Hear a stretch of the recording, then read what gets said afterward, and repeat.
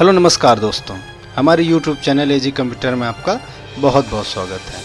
दोस्तों, अभी तक हमने जो भी क्लासें कराई हैं वो बताया है हमने नॉन जीएसटी बिलिंग सॉफ्टवेयर कैसे बनाएं एक्सेल वीबीए में। अब जो हम चैप्टर स्टार्ट करेंगे वो होगा जीएसटी बिलिंग के ऊपर, यानी कि ऑटोमेटिक जीएसटी कैसे प्लस होती है और जीएसटी का क्या सिस्टम होता है, सारा ऑटोमेटिक कैसे अकाउंट बनता है, उस सब की जानकारी हम आपको इस आने वाले चैप्टर में देंगे। उसके पहले इस वीडियो में हम थोड़ा सा बेसिक के ऊपर नज़र डालते हैं। आपको याद होगा कि जब भी हम कोड लगाना बताते हैं तो हम डिम का यूज बहुत करते हैं, यानी ज़्यादा से ज़्यादा यूज डिम का होता है। तो एक्सेल वीबीए में डिम का मतलब डिक्लेयर इन मेमोरी, यानी किसी वेरिएबल को मेमोरी में जगह देना और उसका डाटा टाइप तय करना होता है। अब बात करें कि डिम कितने प्रकार के होते हैं, तो डिम खुद तो एक ही है, लेकिन इसके साथ अलग अलग डाटा टाइप इस्तेमाल करके वेरिएबल के प्रकार तय करते हैं, जैसा कि हमने आपको सॉफ्टवेयर बनाने के टाइम बताया होगा। मतलब डिम के प्रकार डाटा टाइप के आधार पर माने जाते हैं, राइट। अब डिम के कॉमन जो डाटा टाइप होते हैं वो कौन कौन से होते हैं, वो होते string, integer, long, double, single, currency, boolean, date, variant, object, byte. यानी इंटीजर देखा होगा हमने, है ना, डिम वाई है ना, एट इंटीजर, डिम एक्स बराबर इंटीजर, आपने ऐसे सुना होगा, है ना, डिम वाई बराबर लॉन्ग। तो इस टाइप का होता है। अब इंटीजर क्या होता है समझते हैं। जो स्ट्रिंग होता है डाटा टाइप वो होता है टेक्स्ट और कैरेक्टर को स्टोर करता है। इंटीजर क्या होता है, ये 2 बाइट्स का होता है और -32,768 से लेकर 32,767 तक ही ये वैल्यू को स्टोर कर सकता है। अब जैसे कि आपको कहीं पे लगाना है डॉट के बाद वाली वैल्यू, जैसे है ना 4.44, तो वो हमारा किस में आएगा, डबल में आएगा, है ना, या करेंसी में भी आ जाएगा। 4 डेसिमल प्लेसेस हो जाएंगे इसमें करेंसी में। तो ये मतलब बेसिक है, इसको समझना बहुत ज़रूरी है। अब जैसे अब इंटीजर का प्रयोग हम आपको करके इसमें दिखाते हैं। तो सबसे पहले हम क्या करेंगे, developer tab, visual basic, insert, user form, है ना, यहाँ पे एक लगा लेते हैं हम कमांड बटन, यहाँ से एक लगा लेते हैं कमांड बटन, डबल क्लिक। चलो, अब आपको हमने पढ़ाया होगा इसमें, जब भी हमने सॉफ्टवेयर बनाना आपको सिखाया है तो उसमें हमने क्या बताया है। अब जैसे डिम एज है, किसी की एज मान लेते हैं। एज क्या है, ये इंटीजर। हमने डाटा टाइप क्या बताया इसमें, इंटीजर। और इंटीजर कितने से माइनस लेके 32,768 से लेके, है ना, प्लस 32,767 तक की वैल्यू ही स्टोर कर सकते हैं। अगर उसके हम ज़्यादा ऊपर वैल्यू स्टोर कराएंगे इंटीजर में तो क्या होगा, ओवरफ्लो का एरर दे देगा, ठीक। तो अब हमने क्या बताया, एज को इंटीजर माना है आपको समझाने के लिए। अब एज बराबर क्या है, 25। तो मैसेज बॉक्स क्या आ जाए, एज, है ना, जो मैसेज बॉक्स में क्या आएगा, ये वाली वैल्यू आ जाएगी, बस दैट्स इट। अब देखते हैं ऐसा होता है, ये देखो 25 आ गया। चलो ठीक है, क्योंकि 25 जो है वो -32,768 से लेके प्लस 32,767 तक ही है। लेकिन अगर इसमें हम 32,767 लिख रहे हैं तो क्या होगा, हमारी जो वैल्यू आएगी वो 32,767 आ जाएगी, नो प्रॉब्लम, क्योंकि इतनी तो हमें वैल्यू छूट दी गई है। लेकिन अगर हम इसके ऊपर इसकी लिमिट क्रॉस करते हैं तब क्या होगा, जैसे ही हम कमांड बटन दबाएंगे ओवरफ्लो का मैसेज आ जाएगा, एरर आ जाएगा और ये बंद हो जाएगा, ठीक है। यानी इसमें ये कमी है। इसमें देखो लिख के आ गया कि इसमें येलो लाइन से आपको हाईलाइट कर दिया गया, यहाँ पर आपका कोड गलत है, तो गलत यही है, ठीक। तो ये तो हमारा हो गया इंटीजर। अब इंटीजर के बाद आते हैं हम लॉन्ग, है ना, एक होता है हमारा डाटा टाइप लॉन्ग।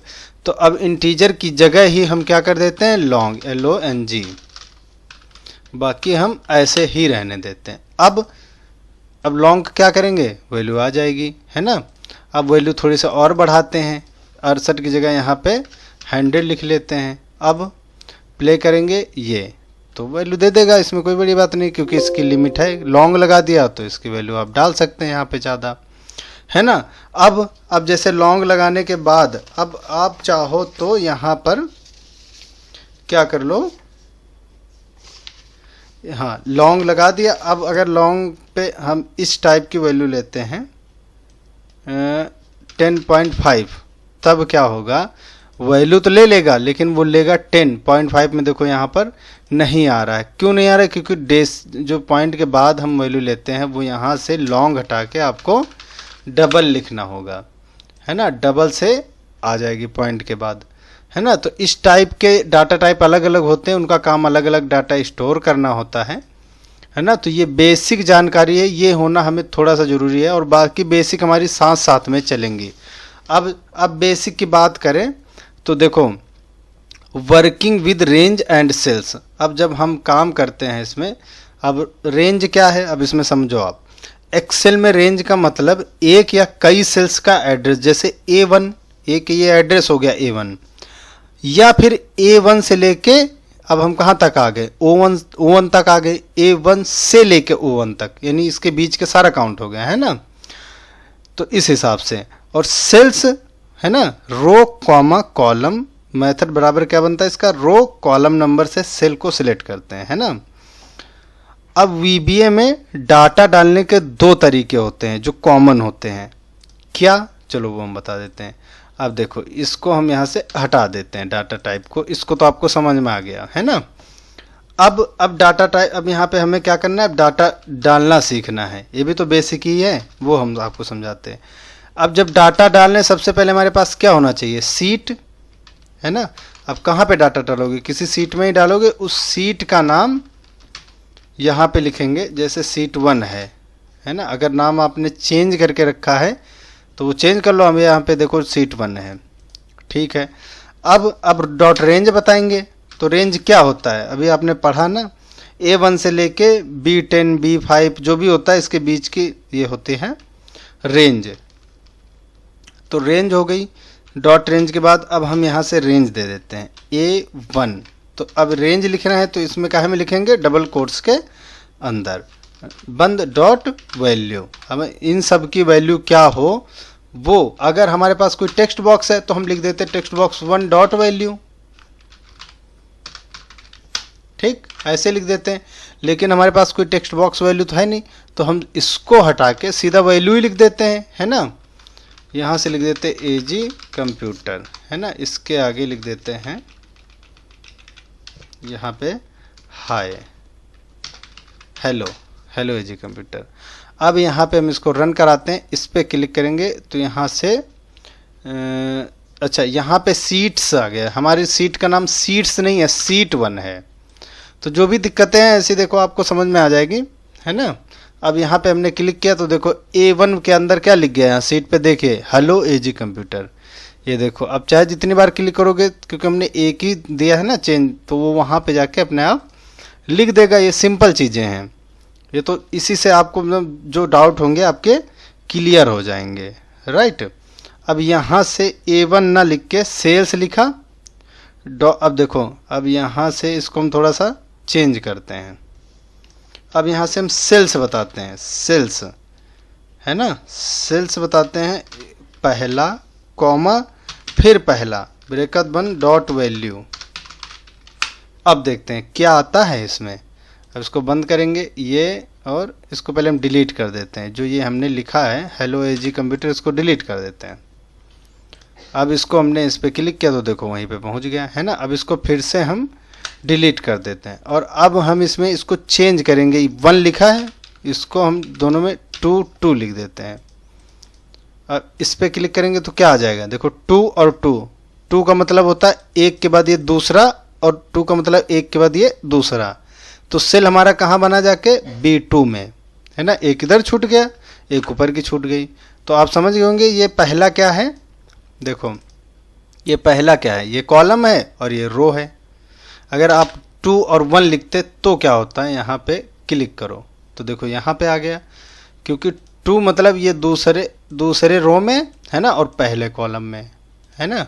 आप ऐसे ही बदल के इसको देख सकते हो, सिंपल है, मतलब ये बेसिक चीज़ें हैं, है ना। तो वो आप ऐसे कर सकते हो।